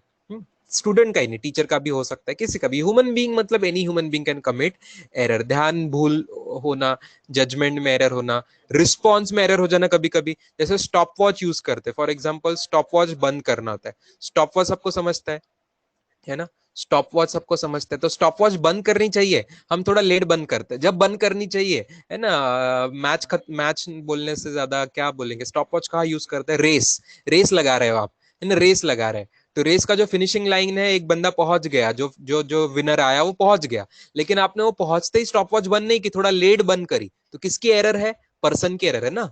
आपने स्टॉप वॉच लेट बंद किया, आपका रिस्पॉन्स लेट हो गया स्टॉप वॉच बंद करने में, तो स्टॉप वॉच बंद करने में आपका लेट हो गया, तो ये क्या हो गई, आपके ह्यूमन रिस्पॉन्स की एरर हो गई। ओके, तो ये भी पर्सनल एरर में आ जाएगी। इंस्ट्रूमेंट गलत नहीं है वहां पे, आपकी स्टॉप वॉच गलत नहीं है, स्टॉप वॉच सही थी लेकिन आपने बंद लेट करी, तो गलती किसने करी, पर्सन ने करी, तो ये पर्सनल एरर आ गया। ओके, और तीसरा है प्रोसीजरल। प्रोसीजरल, प्रोसीजर का देखो वही एग्जांपल मैंने आपको दिया था, temperature of the human body, armpit, armpit मतलब बगल के नीचे आपने रखना चाहिए, बगल के नीचे आपने थर्मोमीटर रखना चाहिए, लेकिन आप थर्मोमीटर कहीं और ही रख रहे हो, है ना, बराबर से उसमें नहीं रख रहे हो, तो आपकी प्रोसीजर ही गलत हो गई, मेथड ही गलत हो गई, तो ये भी आपका सिस्टम के एरर में दे दिया। रैंडम एरर में क्या है, सराउंडिंग की वजह से, सराउंडिंग कंडीशंस। ओके, यहाँ पे एम्बिएंट कंडीशन वर्ड यूज किया, इतने भारी भारी इंग्लिश वर्ड आपको अगर समझ में नहीं आ रहे तो मैंने आपको इजी वर्ड दे दिया, सराउंडिंग कंडीशन। सराउंडिंग की वजह से जो जो गड़बड़ हो जाए, जैसे टेम्परेचर, प्रेशर, हवा आ गई एक्स्ट्रा का, जो भी हो गया वो रैंडम एरर कहलाएगी। और लीस्ट काउंट एरर मैंने आपको समझा दिया, जो मिनिमम वैल्यू, जैसे कि उसमें 2-2 ग्राम का दही मेजर कर रहा था मिनिमम, तो स्मॉलेस्ट वैल्यू जो आप मेजर कर सकते हो that is called as least count. इसके लिए किसी ने बहुत सही वर्ड यूज किया था, रिजोल्यूशन वर्ड, आज है ना, resolution word, that is least count. ठीक है, लीस्ट काउंट इज, देखो दिया भी है उसने आगे, उन्होंने भी दिया है रिजोल्यूशन करके। ओके, ये भी अपने पिछले पिछले 2 हफ्ते पहले के स्लाइड्स में भी ये आया हुआ था स्टूडेंट्स। वर्नियर कैलिपर का लीस्ट काउंट 0.01 सेंटीमीटर होता है, मतलब मीटर में कितना हो जाएगा, 10⁻⁻⁴ metre. Whereas spherometer, spherometer का उससे भी ज्यादा एक्यूरेट होता है लीस्ट काउंट, दैट इज 10⁻⁻, ये आपको पूछते हैं इस पे सवाल, लेकिन ये सब बुक में छपा है, महाराष्ट्र बोर्ड, एनसीईआरटी दोनों बुक में ये वैल्यू छपी हुई है, वो आप पढ़ सकते हो, मैं होमवर्क में आपको पढ़ के लिख के लाने को बोलने वाला हूँ, ये चीज इंपॉर्टेंट है अब आज के लिए। एंड टू एंड विथ, इतनी सारी हमने चीजें पढ़ी कि एरर इतनी इतनी अलग टाइप की हो सकती है, परफेक्शन कभी नहीं होता है, ट्रू वैल्यू हमें कभी पता नहीं, भी मेजर करने जाएंगे एरर होगी, तो एरर को कम कैसे किया जाए, परफेक्टली एररलेस तो नहीं हो सकता, कम कैसे किया जाए। सबसे पहली बात किसी ने आज ऑलरेडी बोल दी थी चैट में कि सर हम जितना छोटे छोटा बारीक बारीक मेजरमेंट वाला इंस्ट्रूमेंट यूज करेंगे, मिलीग्राम, माइक्रोग्राम, तो हायर प्रिसीजन वाला, हाई प्रिसीजन मतलब हाई रिजोल्यूशन, हाई रिजोल्यूशन मतलब लेस या small, small least count, least count जितना छोटा रहेगा उतना ज्यादा रिजोल्यूशन, उतना बेटर रिजोल्यूशन, हाई रिजोल्यूशन बोलो या बेटर रिजोल्यूशन बोलो, उतना बेटर रिजोल्यूशन, उतना बेटर प्रिसीजन का इंस्ट्रूमेंट यूज करेंगे तो एरर कम होगी। करेक्ट, एरर कम होगी, इसके ज्यादा और क्या, मेथड आपकी इंप्रूव करो, टेक्निक्स मतलब मेथड्स मतलब प्रोसीजर्स, जो आपकी प्रोसीजर है वो सही करो, इम्प्रूव करो, जितनी आपकी प्रोसीजर्स को इम्प्रूव करेंगे, जितनी आपकी प्रोसीजर को, मेथड को इम्प्रूव करेंगे, उतनी एरर कम होगी। और एक कोई गेस कर सकता है? और एक मेथड क्या है? मैंने आज ऑलरेडी बता दी, मैंने आज ऑलरेडी एक बता दी कि एरर कम करना है तो हम क्या करेंगे? मोर ऑब्जर्वेशन। Sharvari very good. ज्यादा ऑब्जर्व, बहुत सारे रीडिंग लो, बहुत सारे रीडिंग लेके एवरेज लोगे तो एरर कम हो जाएगी। बहुत सारे रीडिंग लो, देखो रिपीटिंग द ऑब्जर्वेशंस। ऑब्जर्वेशन का मतलब है रीडिंग्स, राइट? जैसे एन रीडिंग्स ले रहे थे, है ना? तो रिपीट करो, बहुत सारे रीडिंग लो और उन सबका एवरेज लो। In other words, large N, large N लो आप, लार्ज एन। एन जो था ना अपना आज फॉर्मूला में, जब जगह एन आ रहा था, नंबर ऑफ रीडिंग्स, है ना? तो बहुत सारे रीडिंग्स लोगे, इससे भी एरर कम हो जाएगी। ठीक है, ये भी बात आपको आज लिख के लाना है। स्क्रीनशॉट आप ले सकते हैं, वीडियो वापस प्ले करके देख सकते हो।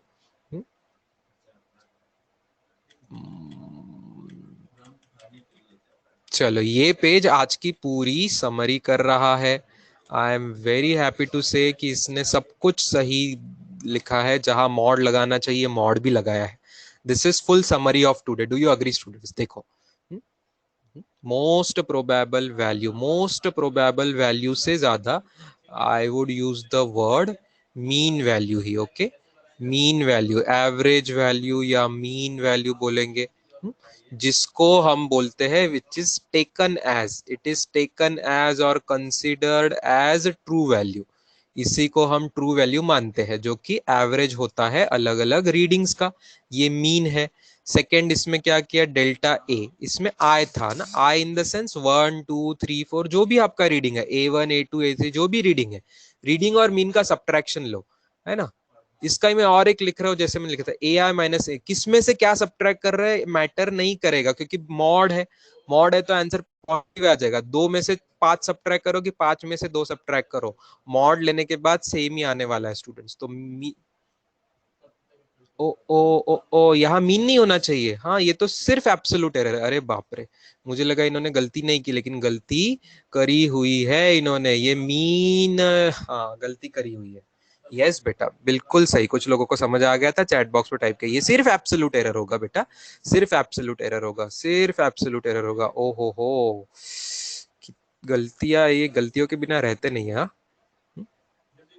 गलतियों के बिना रहते नहीं है ये लोग।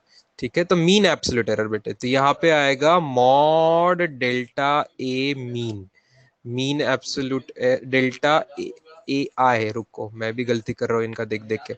Mod delta a mean he था ना, mod delta a mean, mean absolute error था, और डिवाइडेड बाय ए मीन, इस तरीके से। ठीक है, तो एक डेफिनेशन इनकी मिसिंग है कि डेल्टा ए आई मीन की डेल्टा ए मीन की डेफिनेशन क्या थी, ये इनकी डेफिनेशन मिसिंग है।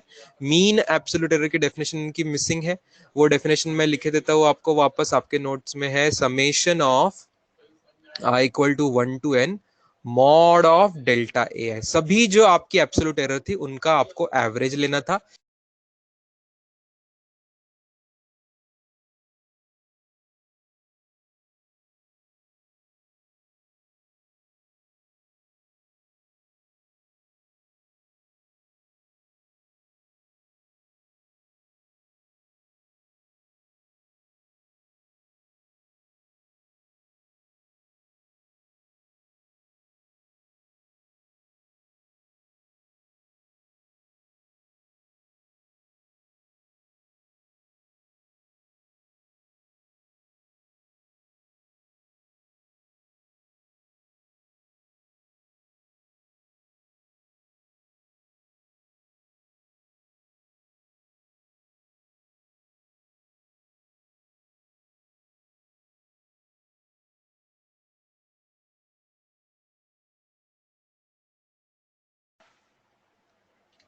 या वॉइस आ जाएगा स्टूडेंट्स। मैंने कहा कि ये जो मैंने चेंजेस किए या इनकी गलतियां थी, ये चेंजेस के साथ ही मैं आपको आज पीपीटी भेजूंगा। इन चेंजेस के साथ ही भेजूंगा, क्योंकि ओरिजिनली उनकी गलतियां है, वो हमने चेंज करी है। करेक्टेड वाली ही पावर पॉइंट में आपको भेजूंगा। Let's end by looking at this question. Let's end by looking at this one question. Okay, vernier caliper है स्टूडेंट्स, इन्होंने एक इंस्ट्रूमेंट यूज किया है वर्नियर कैलिपर, उसका लीस्ट काउंट भी देख के रखा है, वैसे हमें पता भी है।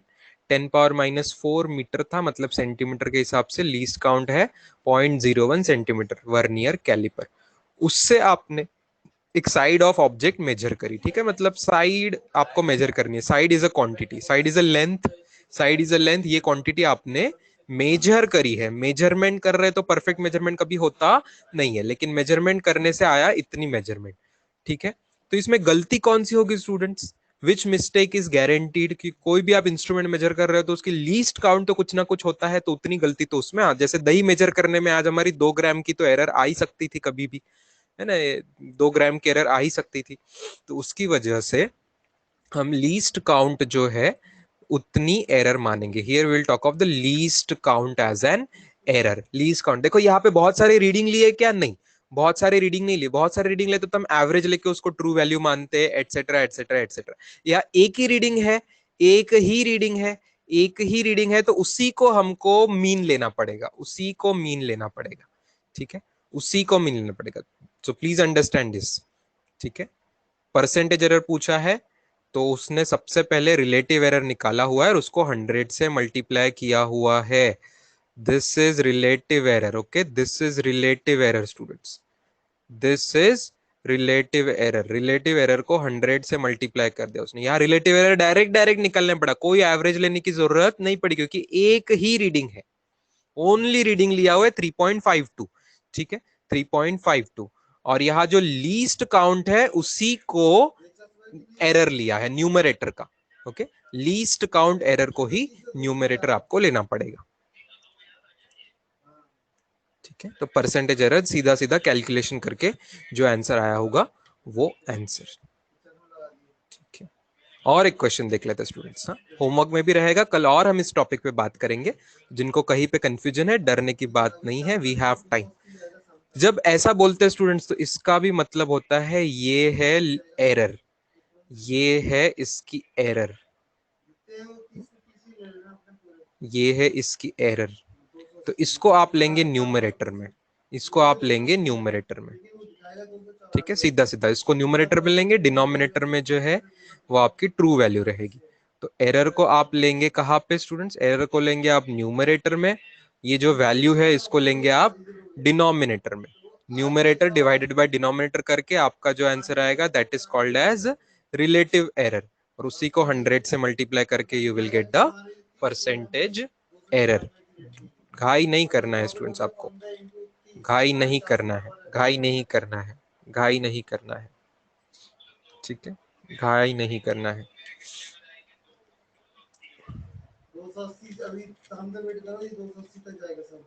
कॉम्बिनेशन ऑफ एरर्स का कॉन्सेप्ट मैं कल पढ़ाऊंगा। Tomorrow our heading will be combination of errors, जिसपे मैक्सिमम सवाल आपको नीट जेई में पूछे जाते हैं। आज का टॉपिक थोड़ा थेरी ज्यादा थी, कैलकुलेशन फॉर्मूले थोड़े कम थे, है ना। कल ज्यादा फॉर्मूले आएंगे, आज भी फॉर्मूले थे लेकिन कम थे। कितने थे फॉर्मूले? फॉर्मूले वेर ओनली दिस, इस पेज पे जो जो लिखा है ये एवरेज का फॉर्मूला था। एवरेज कैसे लिया जाता है, फिर उसका डिफरेंस लेके मॉड लेके एब्सोल्यूट एरर वो था, फिर उसका एवरेज लिया तो मीन एब्सोल्यूट एरर आ गया, मीन एब्सोल्यूट एरर को मीन से डिवाइड किया तो रिलेटिव एरर आ गया, रिलेटिव एरर को 100 से मल्टीप्लाई किया तो परसेंटेज आ गया। बस ये पेज आज की समरी है। इसके अलावा टाइप्स ऑफ एरर्स आप होमवर्क से लिख के लाएंगे।